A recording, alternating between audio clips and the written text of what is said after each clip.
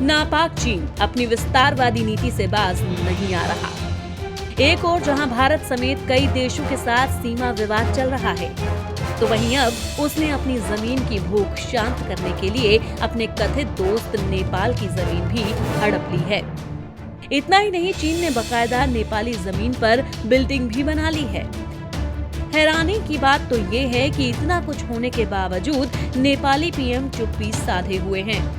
Media reports के अनुसार चीन ने नेपाल के हमाल जिले के नीमी गांव के लेप्चा इलाके में 9 इमारतों का निर्माण कर लिया है। जिस जगह पर इमारतों का निर्माण किया गया है वो चीन नेपाल सीमा पर स्थित है और LAC से नेपाल की सीमा में करीब 2 किलोमीटर अंदर है।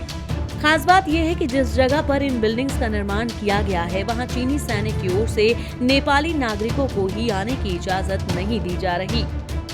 असल में मीडिया रिपोर्ट्स के आधार पर 30 अगस्त से 9 सितंबर तक नेपाल के अधिकारियों ने हमाल के लाप्चा लिमी क्षेत्र का निरीक्षण किया।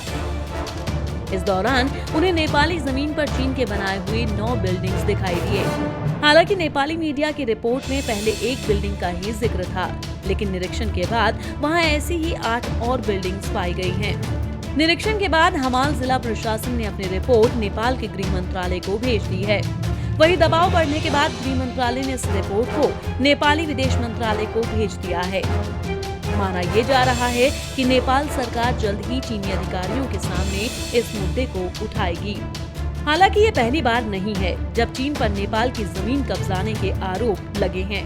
इससे पहले भी नेपाल के गोरखा जिले के रुई गांव और उसके आसपास की जमीन पर भी चीन ने कब्जा कर लिया था।